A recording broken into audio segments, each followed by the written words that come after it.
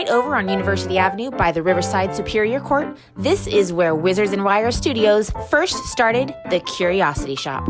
And the name itself got me, well, a little curious. Owners Nicole and Niko first opened their doors in October of 2015, and that's where the fun had just begun. Now it's time to find out why this room has gotten so much attention. Hey guys, thank you so much for joining us today on Find Your Escape. Today I'm in Riverside, California at the Curiosity Shop with the owners, Nicole and Niko. How are you guys doing today? Thank you so much for having us here today. Great, thank you for coming. I know that you guys have a very big haunted house background. You want to tell me a little bit about like what you guys did as haunted houses and then kind of how it took you to escape rooms? Well, Nicole and myself and our other partner Michael, who does all of our tech stuff, we've all been involved in one way or another, like I said, in the haunted house industry. That's anywhere from home haunts, professional haunts, things for Castle Park, and everything in between. And that could be from designing them to building them to designing the scares, the costumes, the makeup, pretty much everything. And I think once the three of us started working together, everything fell into place. And the way we saw the escape room was, initially it was a way to do a year-round scare attraction. Now we're not horror-based and we're not just primarily trying to scare people, that's not our goal, but it's a way that could satisfy that desire and that passion that we have for theming and propping and decorating, entertaining and scaring, and then all the other aspects that come with an escape room. It's so much more than just a haunt, because it's a way to entertain people throughout the entire year, and when you have an environment like this, you create experiences with people that multi-layered experience versus just kind of being scared. When you're scared, you bond, right? But here you're scared, but this type of room gives people an opportunity to not just only be scared and bond, but someone gets to step up and be a hero, someone gets to step up and show their intellectual prowess, someone gets to step up and, you know, either like be brave or whatever. So it pulls different types of thinking and personality types out of people that you maybe didn't know was there. So the bonding is multi-layered, and so it's nice, you know, and it's something, like I used to always say this, I love it because this is like 1 hour that you can actually spend with people without them being on their phone. That's old-fashioned now. But when they come here, it's person to person, and everyone's working together and laughing at each other. Exactly. And that time goes so fast, but that's just the way people used to relate, human to human. You don't really do that very much, especially when you're entertaining yourself, because everyone's like this, entertaining themselves all the time. Did you guys build a name for yourselves as Wizards and Wires before? We had it, but we didn't do, we developed it for a specific purpose. Okay.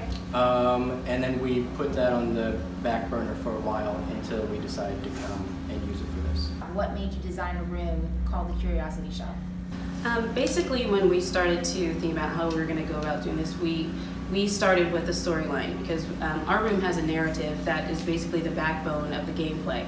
So once we decided that our character was going to kind of be a collector of items that were basically cursed or had an issue, and he was kind of keeping them to keep away from the public and also trying to control something inside, it just kind of grew from that. I started to gather a bunch of items from everywhere. Michael and I actually went and gathered a lot of things. Niko designed a whole lot of things. We designed, and a lot of them are honestly from our homes. I mean, I grew up with a lot of this stuff. I mean, that was in my bedroom. I got that in the 7th grade. Oh, that's you know, cool. Like this we got Juckers. This is Niko's. That's one of my jewelry boxes. That encyclopedia I grew up with as a child.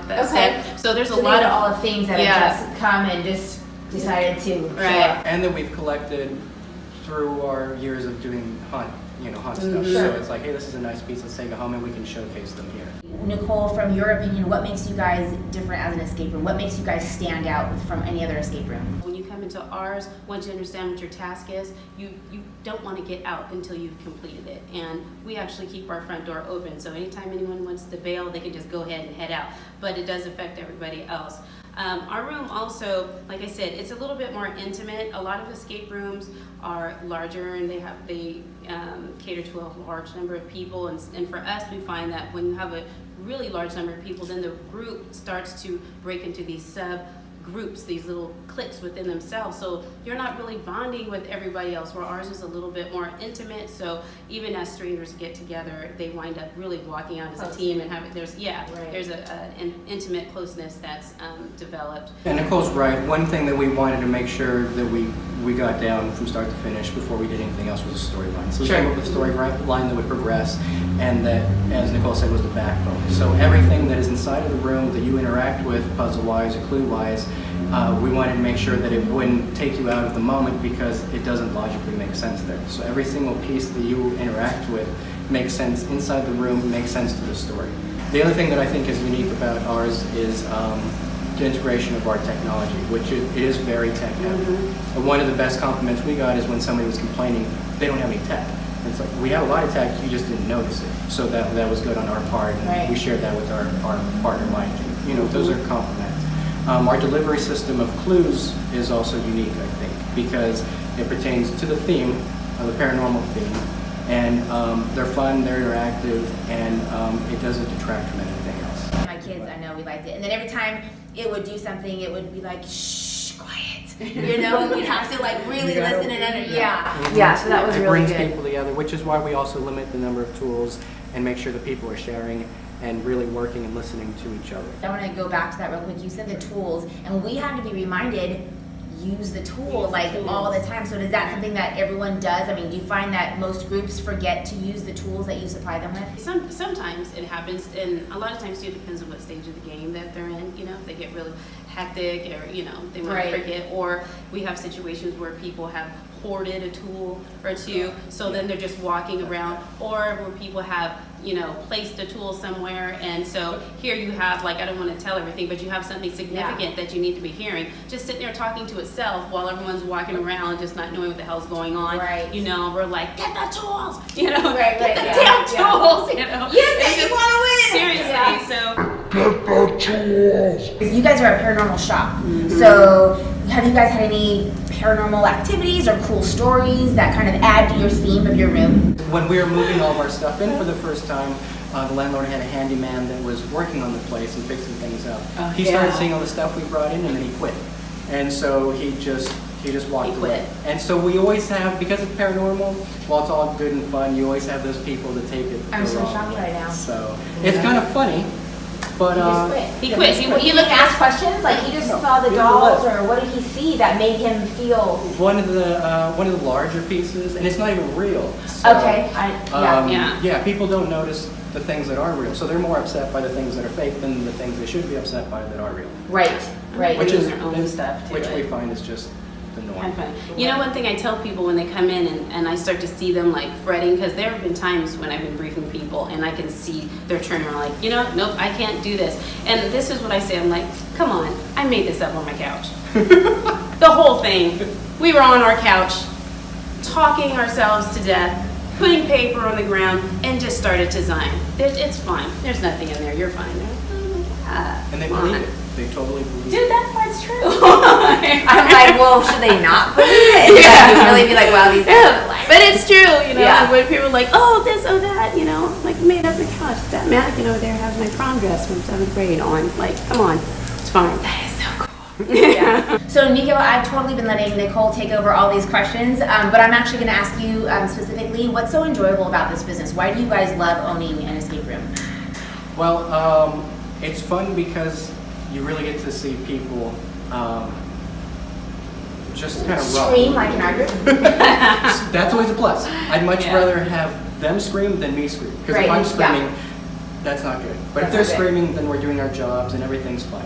It's just fun watching people having fun with something that you've designed. And everything working. I mean, half the battle is like, is this going to work? And then when it does work and everything's working almost the way you intended for it, aside from a few minor adjustments here and there, which is just natural. That's what's fun, is watching people enjoy something that you have created yourself from scratch. And it's fun because it's very organic. You get to see people at their best and at the worst, you know, so. Yeah, and for us, when we're in the back, it's like we're watching sports. We're totally rooting for everybody, and we're sitting there like, come on, go to the left, go, oh, you missed it, there it is, yeah. We're like high-fiving. You're right there. We are totally in it. You know, we're invested every time we're watching, so that is fun. And to see people when they figure things out and they're all like high-fiving, we're just like, yeah, we're like right there. Tell me how your booking works. Can just 2 people play a room? I know that you guys have a maximum of 6, but how does that actually work? Can I just play with me and my boyfriend, or do we have to book the whole room out, or how does that work? So there's no minimum, so even, I wouldn't advise it, but if somebody just wanted to come in solo, they could do it. Not a good idea, but there's no minimum. But if you wanted to come in, just you, just your family, just boyfriend, whoever, that's fine. We give you the option of privatizing the game, and you're essentially buying out the game. Excellent. So, which is a good option because we do encounter those people that are like, oh, I didn't know I was going to be playing with other people, or they just don't want to share, you know what I mean? So it's better for everybody if we give them that option. What happens if you don't get out?